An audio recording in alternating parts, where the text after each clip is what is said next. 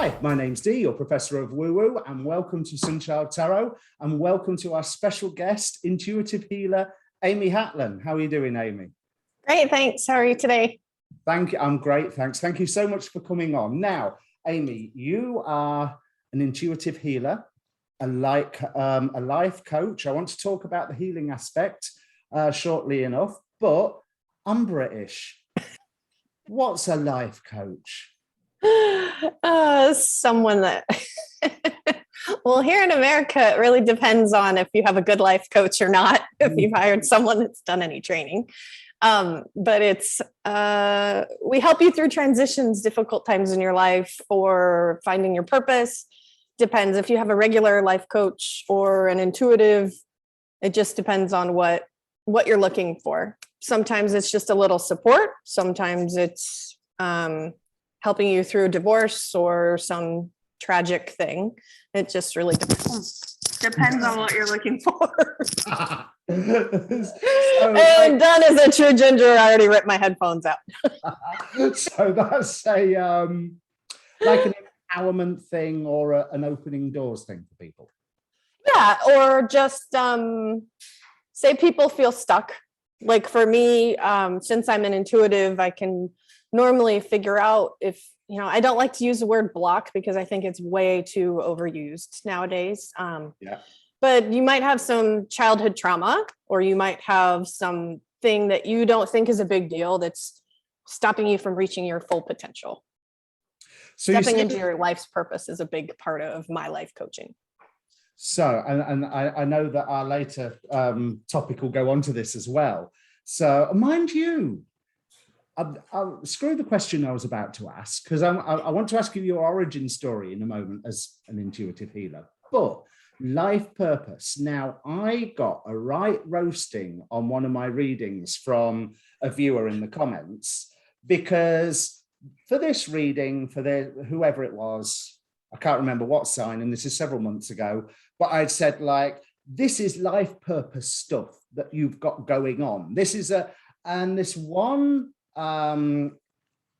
viewer had written back saying, how dare you bandy around terms like life purpose, like they're just, like it's just something cheap and common. Some people spend their entire lives not knowing what your life purpose is. And I was like, yeah, you didn't reading, did you? Because there's life purpose, and then there's life purpose today. Right. And go ahead. Sorry. No, I was going to say, because sometimes your purpose can be just to be in the right place at the right time. And sometimes it's a magnum opus like Charles Dickens or J.R.R. Tolkien or, I don't know, Dostoevsky or somebody that, has such a huge cultural effect. But sometimes it's fireworky, is it?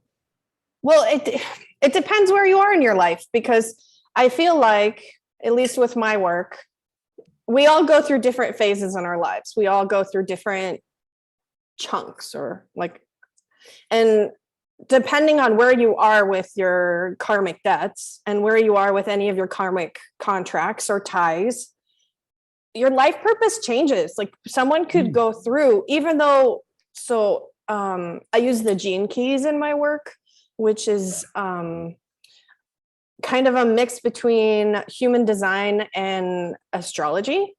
Really? So it's done by, I think the last name is Rudd. I think it's Richard Rudd. And so he mixes those two to give like a set of keys, and your keys typically come through in the reading. And with those keys are basic parameters of your life purpose. And so, yes, it's a great magnanimous thing, but sometimes your life purpose, like you said, is just being right here, right now, and fulfilling this karmic thing that you have going on. And then once that's fulfilled, you could totally blossom into something else. Now, mind you, it'll still follow the gene keys, which is what I use for that. So say like your life purpose is helping people blossom. It's way more beautifully said than that. He's a great writer. But so helping people blossom could just be giving somebody confidence by giving them a compliment that day. And then later in your life, it could be you actually do a career in that. It just really depends on where you are in your life cycle. And would you agree that we are all capable of having more than one purpose at once? Absolutely. Yeah, absolutely. Yeah. And I don't think it needs to be some huge magnanimous thing like, oh my gosh, I'm not living my purpose. I'm a failure of a human being. No, not at all.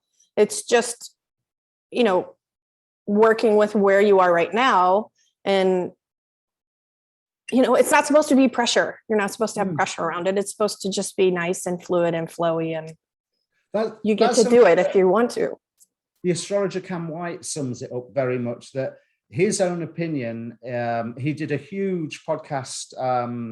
He started a podcast called The Delineation, and he was chatting about the difference between career, life purpose, 10th house, 3rd house, 6th house, the service to others aspect and all of that.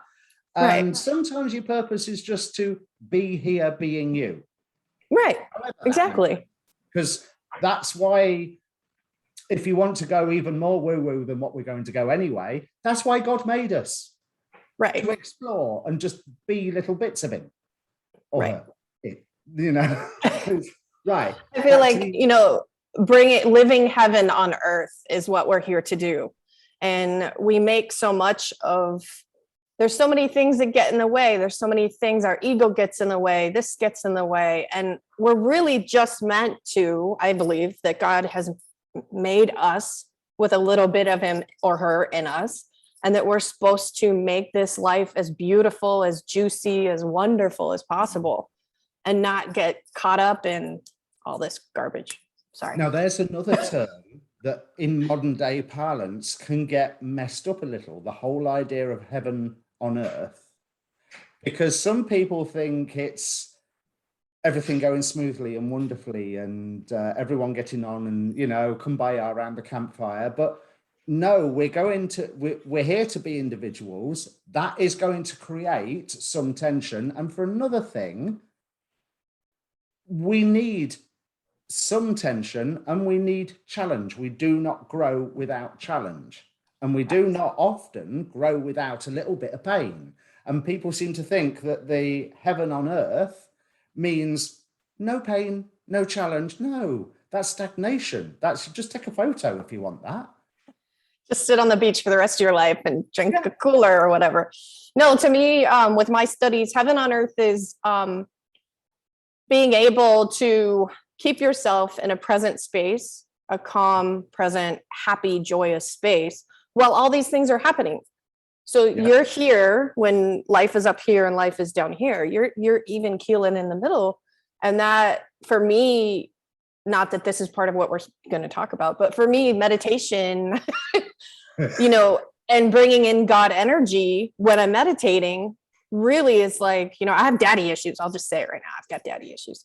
And so for me, bringing in God energy really fills that part of what's missing for me and makes me happy and joyous every day. Like, I can tell when I haven't done my meditation practice for a couple of days because I'm just, not the very nice person. So actually, there was a magician talking about Rosicrucian magic on Glitch Bottle podcast a few days ago as well. And he was talking about using, here's another word, we're not even going to get to what we want to talk about, are we, at this rate? But he was using the word meditation. Again, is something that needs to be defined, because as he puts it, there's 3 forms. There's a sitting still in your mind and just being and listening. And so it's as if that you are sitting in front of a door in your mind, but you've painted that door black and you're just listening. Then there's another form where you're doing the self-examination. And in his imagery, he was saying, you paint the door as a mirror.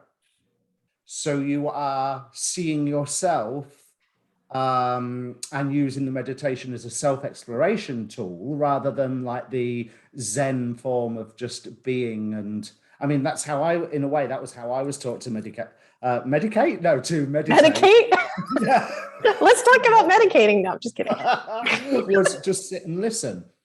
But then for his practice, it's go up to that door and figure out how to open it, and then go through it and see who you encounter. because So there's a whole other ecology out there that is actually. Sorry. I've never heard it explained with the three folds, but it's definitely all three of those things are included in all meditation, I feel like.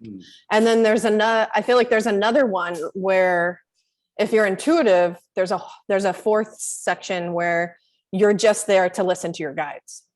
Because I really feel like at least for me personally, I have a hard time, we all have an ego, right? So there's, in my mind, there's two, maybe there's more, but there's my regular everyday ego that's like, meh, look at her dress, blah. No, or then there's my spiritual ego, which in a sense is still my ego, but it's more like, oh, you should, like, no, don't do that. No, which is, to me, that didn't explain it very well, but it's more of a subtle thing. So like when I'm trying to listen to my guides, my brain is like, no, we don't want to do that. So no, we'll talk in a little different voice and you'll think it's somebody else. You'll think it's your guidance, but it's not. And with I feel like you have to get to the Zen place to be able to do the other ones. Yeah, if I that would agree makes sense. Yeah, I would agree with that. But I still feel like when you're bringing in the source, spirit, God, whatever type of energy you want to call it, depending on what your affiliation is, that's where you can get to that happy place, and that's where you can have that heaven on earth. Right, so let's get back to our regular scheduled interview. Sorry. So tell me your origin story. When did you discover your intuitive nature? How did the world spell it out to you? Because that's normally how people, it's not us suddenly noticing, it's the world puts them 9 mile high burning letters in the sky going, pay attention. Yeah. So when I was, I had a bit of a traumatic childhood, we'll just say that. And when I was 4, there was an incident where I was laying under a table hiding. And someone whispered in my ear, you have to move right now. And so I ran away from the table right before something came on the table and literally like snapped the table in half. And so that was the first time I heard a voice. Right. And then it really started coming up a little because I started having lucid dreams, active dreams, where I could interact with people in the dreams. And I didn't understand them because my mother was not intuitive at all, and she was dealing with her own stuff. Yeah. Although she did give me like a talisman to help protect me, even though she didn't know that's what it actually was. I still have it now. And then I want to say there have always been instances up until college. I didn't really pay too much attention, other than I was innocent enough that I could just listen. So like when it told me to turn right instead of going my normal course in my car, I always did. And so little things like that, I'm sure, made my life much smoother. When I had some retail businesses, and my boyfriend at the time, my fiance, was in Morocco, and I was supposed to go visit him. And this is when I really started listening. I was told, I just heard a voice, don't get on the plane today, which is, everybody hears that. And I didn't. And that plane actually had mechanical failures and had to stop in France, and then never took off again. And me being like 24 years old, that wouldn't be good for me because I was not worldly at all at the time. Yeah. But the big expansion was my mother's death. I feel like I went through the biggest dark night of the soul at that time. And that is when I found the Magdalene practice of DNA activation. I was just looking for some help with grief at first. And then it just completely changed me. Completely. That brings me on, because that's one of the reasons I wanted to talk to you. I saw those magical words, DNA activation. Now, this is something that has been discussed in, well, I hold my hand up. I say I'm a professor of woo-woo, so I'm going to call it the woo-woo circles. So that's the New Age circles, the spiritualists, the magical, the certainly the channeled aliens crowd, and the angel channelers, and all been talking about DNA activations. And recently in the Solomonic magic crowd, there's been numerous people over the past few years, like 2 years, so, you know, not very many, have been saying about how the Goetic spirits, specifically Belial, have also been talking about changes to our DNA activation. The Palladians back in the, was it early 90s that Barbara Marciniak? I think so. I think it was, wasn't it? Late 80s or early 90s. It was after harmonic convergence anyway, but I love slipping that into every possible video I can. Why not? They were talking about light body DNA and light codes to affect the physical DNA. The Palladians talked about 12-strand DNA, the other 10 strands obviously being on less physical levels, or at least that's how I was picturing what they were saying. But I mean, they do start their books with "don't believe a word that we're telling you." So, which I think is beautiful, because it puts you into a weird headspace as you're reading it. So, but tell me about the DNA activations. So for what I do, yep. I tap into your energy source, like I tap into your energy, and I actually take you in the quantum field to my healing cave, which I love. It's so comfortable for me. Yeah. And I actually look at your DNA. We look for any type of shadows, any type, which the terms that I'm using, it just means I'm looking for any like little nicks in each strand of DNA. There can also be tags on your DNA that are placed there by aliens or other life forces that are trying to get us not to ascend or evolve. Let's see, there's sometimes there's a death seal, which keeps you, go ahead. Like a scanning technique. Because I know when I was doing sound healing, which is far more physical, but it's hold a tone. And as you're looking at the person, let me get an appropriate person for my channel, you know, so hold the tone, and it's like, and you focus your attention all the way down the body, and you listen for where your voice cracks. Right. And that seems like where you're looking for the shadow. Well, I actually... Similar sort of thing. Kind of, but it's almost like, I visualize your DNA. For me, a lot of people can visualize the DNA in the person's energetic body because you're laying on a table. For me, I actually take the DNA out of the body and look at here, I wore my earrings today. I look at this different strands. Now, granted, this does not have all the strands, but I look at the different strands to see where there's any glitches, I don't want to use glitches because it's negative, but where there's anything on the DNA strands, because they should be beautifully crystalline. Most people's are light blue, some people's are green. It kind of depends on where their lineage is from. Right. So I go through there and I clear out all of those. There can also be death seals, like I said, which keeps you from ascending or reincarnating. The crown of thorns, which is typically put there to always keep you in a state of pain. Your spiritual body in a state of pain. Let's see, there's a zeta seal. Sometimes it just depends on the person. Like each DNA is different. I tend to do it in 10 to 12 strand blocks. So it would be 4 treatments or 4 sessions. That way you can, when I activate the DNA, you actually need to be able to process it all, because there will be shifts. Yeah, there will be shifts in some people get more gifts, more intuitive gifts. Some people just feel happier. It just depends on how it affects you and how you integrate it all. That's interesting from the point of the client as well, because they're going to be able to see progress as it goes on. That's why I like this. Build up a relationship with the client, because you're in this, I suppose you are there as healer rather than initiator. But there's going to be an initiatory element to that, surely.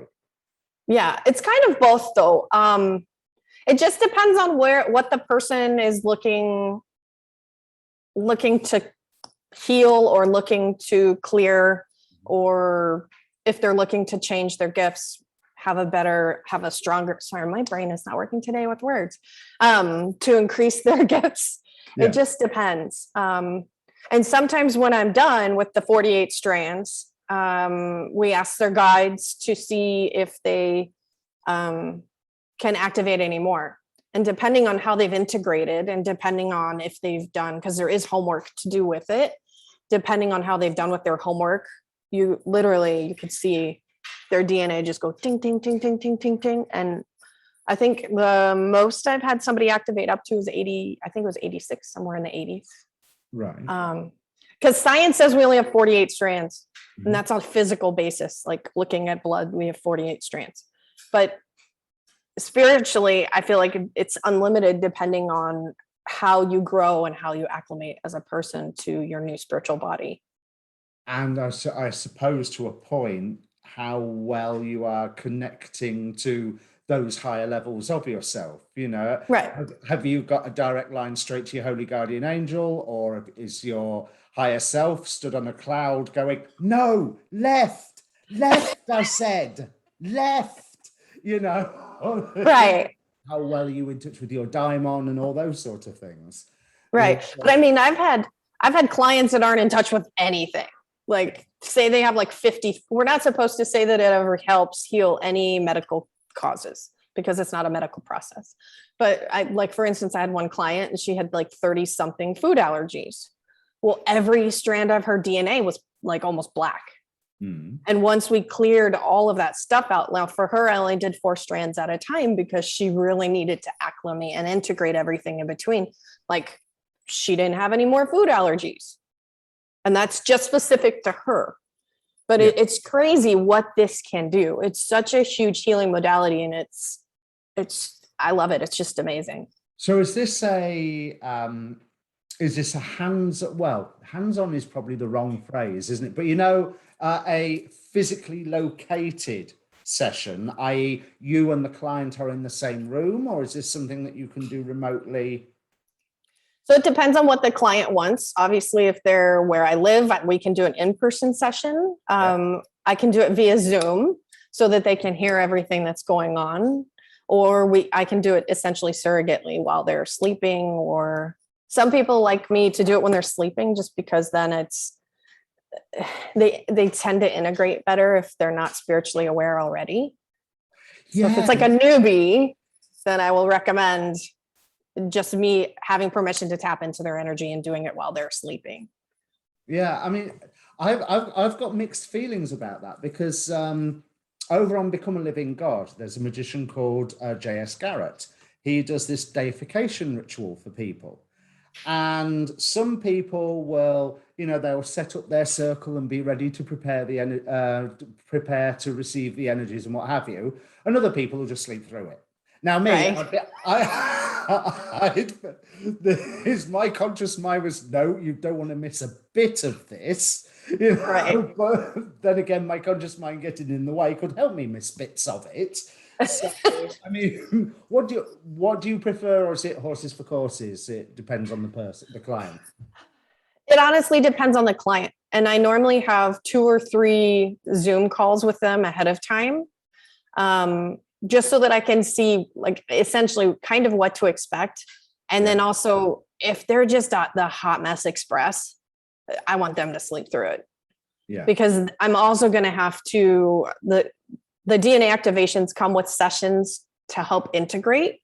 And it comes with I do another energy type of healing called the emotion code. And that helps to clear out energies that are stuck in different parts of your body. By using magnets. And so I do that when they're having like symptoms or they're going through a serious dark night of the soul, and I help them journal and all sorts of stuff. It just depends. It really depends on the client. That sounds far more like dealing with subconscious and etheric bodies rather than stretching all the way up to your HGA or higher self or what have you. Right. I mean, like, it just, because there's so many people that come for DNA activations because they heard about it and it's trendy and it's cool.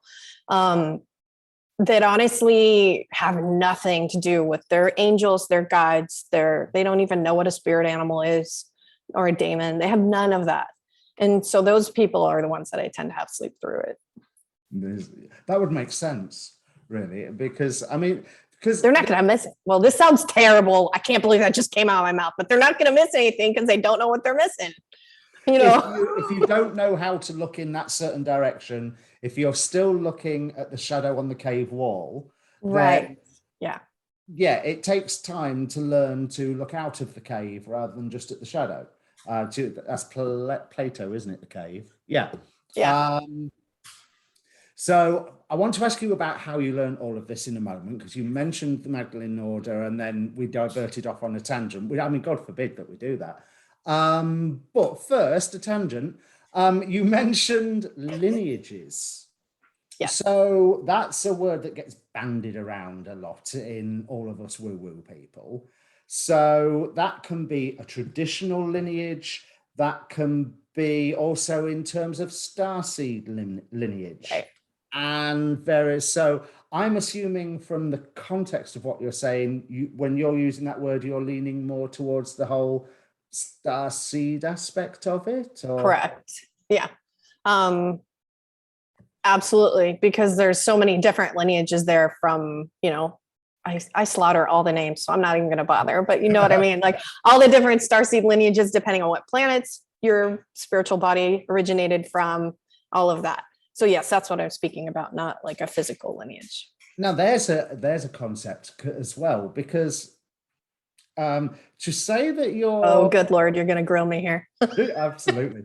To say that your spiritual body came from a planet, surely if we are descending from parts of God contemplating its navel and saying, I want to experience things, we're processed down to here through the veil, through that process of emanations like the Gnostics speak about, or down the Sephiroth of the Tree of Life, however you want to look at it or measure it.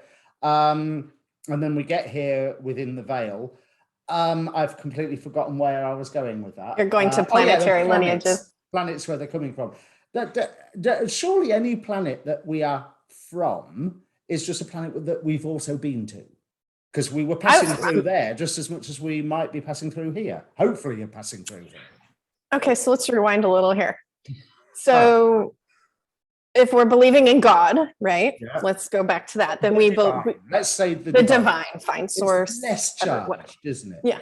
So if we believe in the divine, do we believe that the divine created everything, or do we believe that this stuff was already here? Ooh, that's a tricky question. You're right, because if you go on the Gnostic view, if you look at when Sophia created her child Yadabaoth, the earth was already present. So that's earth and the planets were already here before the divine took action. But if you look on other points of view, all of physicality, especially if you subscribe to like holographic universe and that sort of thing, all of it can't be anything other than God scratching its head going, what do I do now? Ooh, let's do this. You know? I'm bored today. Let's have some fun. So, I mean, I really feel like it just depends on what you subscribe to. But I feel like all of our souls came from somewhere. And people have a link to these places. Right. And where it came from, I don't think it matters, because there's so many different ways of looking at it and so many different points of view. And I don't think any of them are wrong, because I don't have something sitting in front of me, scientific, saying do. But that gets onto the whole manifestation thing of like, if you truly believe something, it can truly be a part of you. So I hope that somewhat answered your question. Yes, it did. Right. Now, tell me how you learned all this DNA activation stuff. You got as far as you discovered the Magdalene. It fell in my lap, actually. Right. It was definitely divinely led, because I I had done a bunch of other therapies after my mother passed away because the grief was just unmeasurable. And I'd done things like QHHT therapy with Dolores Cannon's, not lineage, but essentially her practitioners, which is also an amazing modality. If nobody's done that yet, they should look into that. And I'd done a couple, Western things as well, like EMDR therapy and stuff like that. And then somebody said something to me about it, and I was like, wait, what? What was that? What did they just say? It was like in a passing in a Facebook message. And I was like, I was like, wow, that sounds really cool. And then the person that had mentioned it to me messaged someone that was teaching it and said, I think she'd be great at it. She's also looking for getting her DNA activated so that she can heal from this grief, right? Yeah. And normally you get activated before you teach, before you're taught. But because they had such a pull to me for some reason, who knows, maybe they just needed the money. They did both at the same time, but I feel like it was divinely guided. Right. And they teach you in person so that you can feel, because it is a distinct, different energetic feeling. Like literally all of your chakras, which I believe there are 9 chakras that we're able to access in a physical field. All of your chakras are lit up while they're doing your activation. And I literally could feel things changing, almost like gears going into place or puzzle pieces going into place.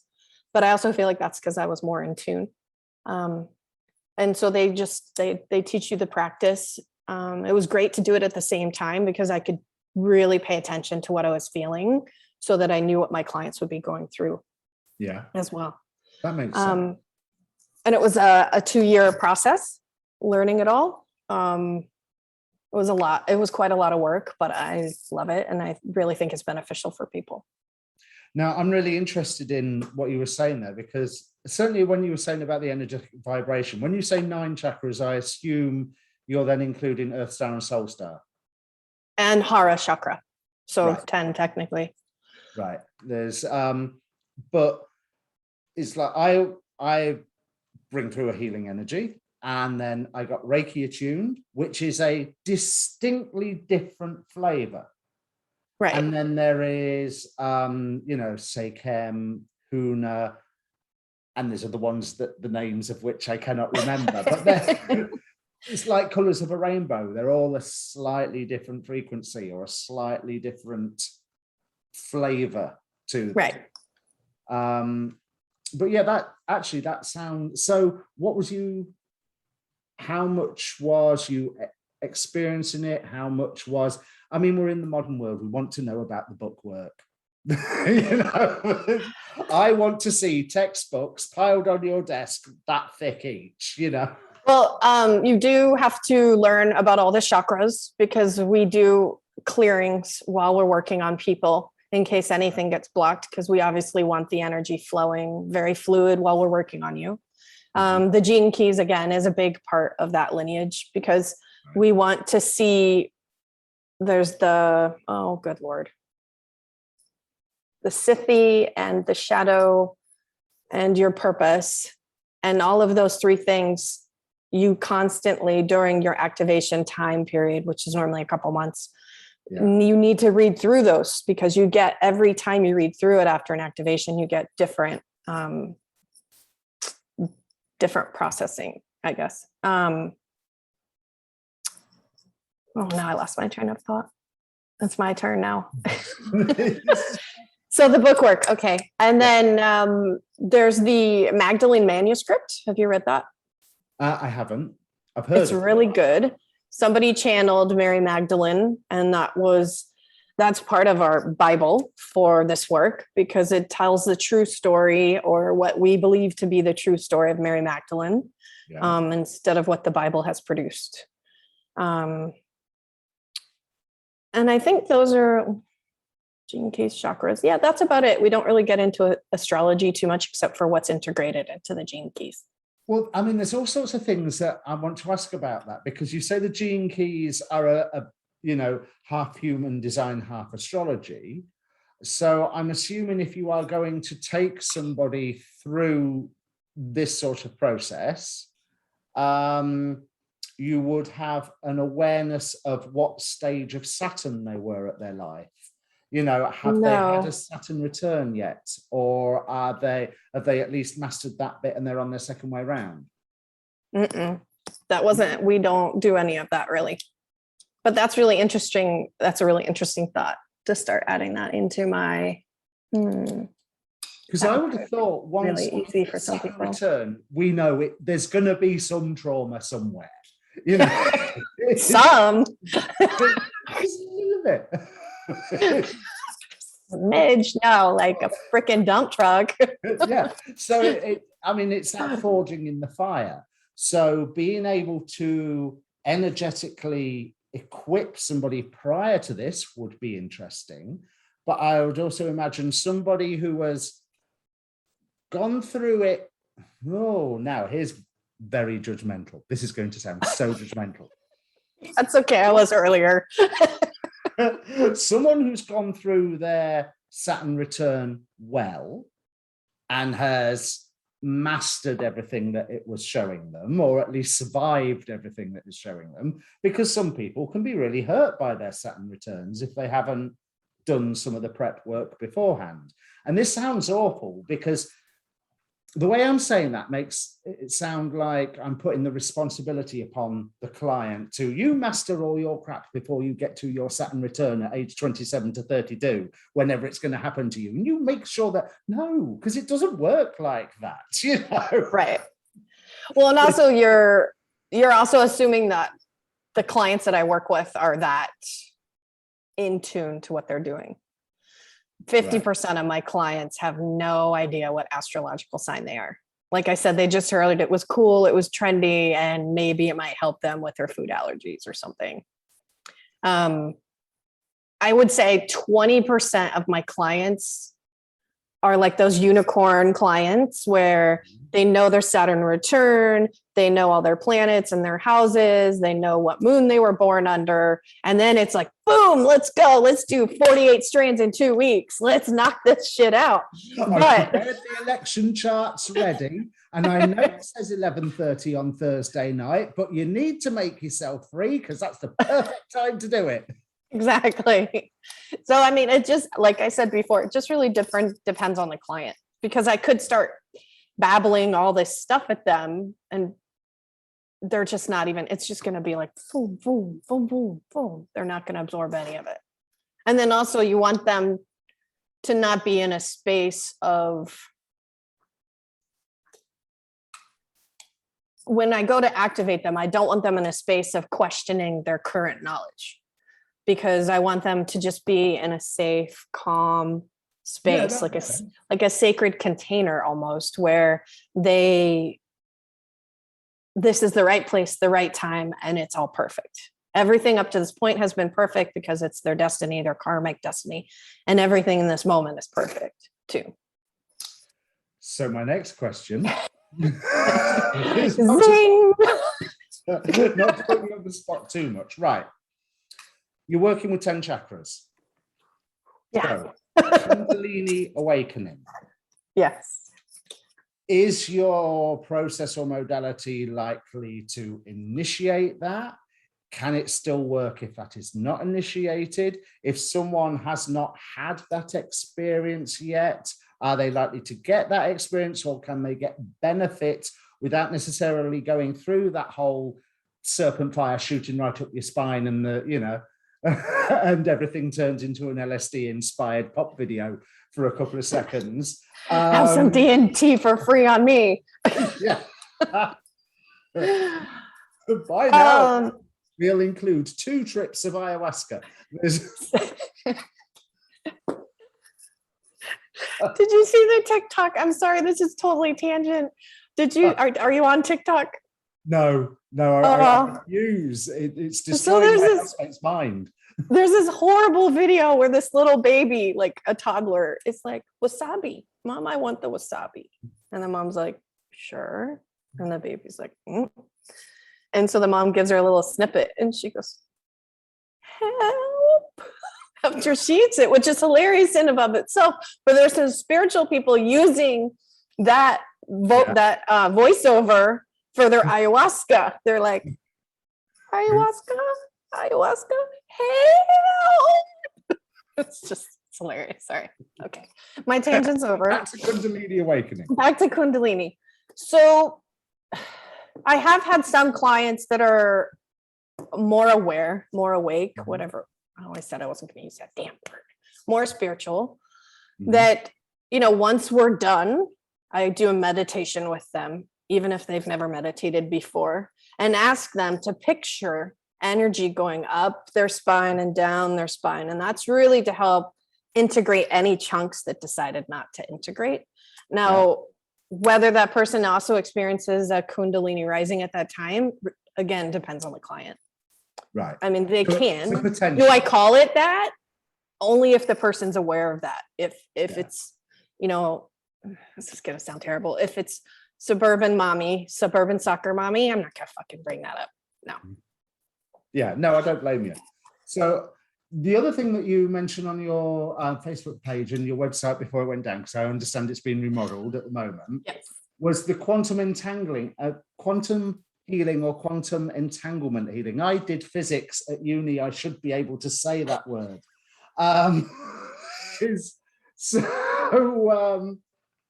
Is that the whole start of the process that you was talking about taking them into the healing cave? Yes.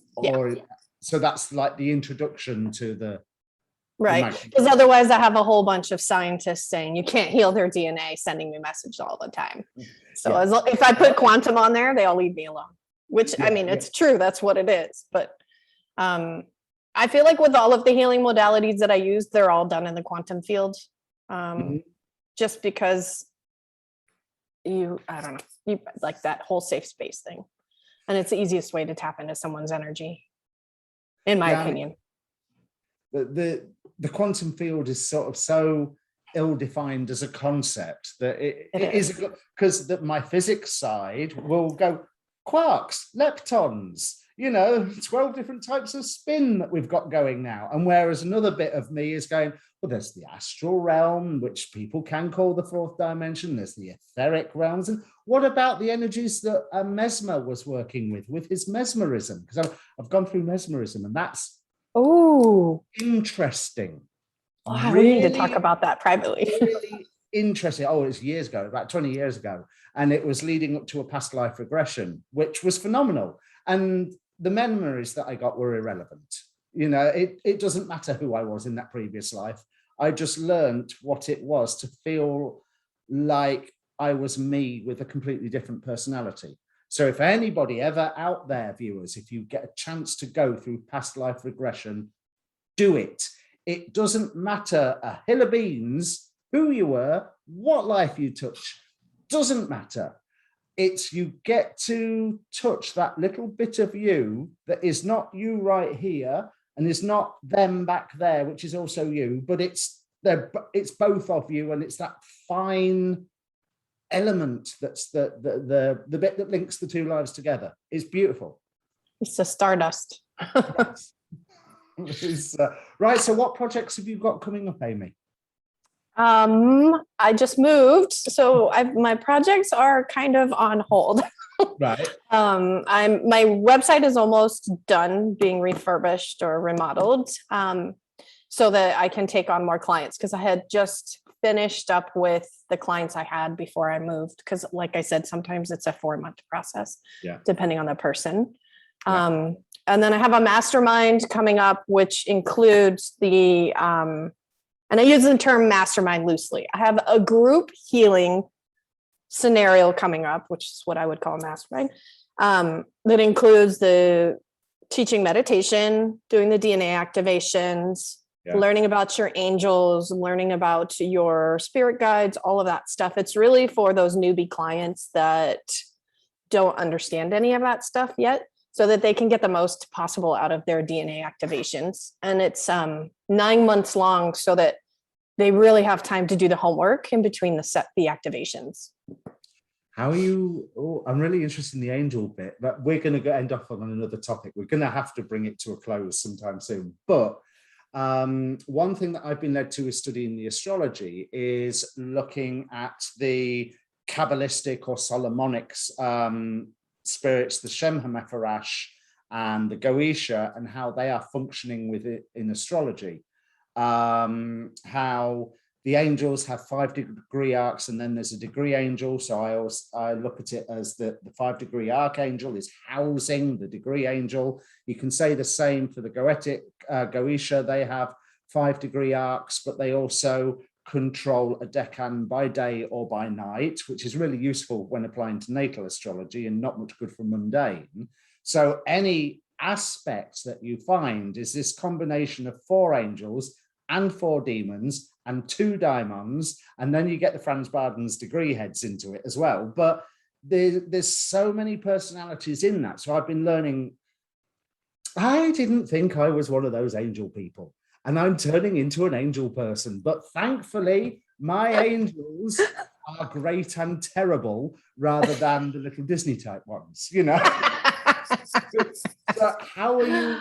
Are you sending vision quests to find their angels, or again looking at the birth chart or the day of birth, or what? So I do a, for lack of a better name, call in your angels meditation with them. Right, and okay. So ahead of time, though, I feel like with people that don't have experience with that, if I show them, I have a deck of cards called Keepers of the Light, which I don't like the title of the deck, but it's got all the ascended masters in it and a few angels. Yeah. And it's, I show them the angels that are in that deck, and then I give them a list of names of angels ahead of time, so that if they happen to hear a little whisper while they're meditating, then it brings it more into their consciousness. And I'm not saying that it's like finding your dedicated angel, but it's definitely bringing their awareness to there are angels and they do guide you on the constant if you're in tune to them. When this 9-month program is ready to be launched, do you want to come back on the channel and tell us more about it as a little quick promo beforehand? Yeah, sure. That would be great. Thanks. That would be brilliant. Thank you so much, Amy, for coming onto the channel. I will leave the link for Amy's Facebook page down in the description below, and Amy, you will obviously announce on your Facebook page when you're back open for business then, I suppose, aren't you? Yeah, it should be next week, as long as we don't run into any speed bumps. Fingers crossed for you. Yeah. Okay, thank you very much, and see you all later. Don't forget, like the video, subscribe to this channel to keep from updates, because there's more than just me here now. So if you want a reading from David the astrologer, or Nicole, or Amy, all the details will be down below, and see you later.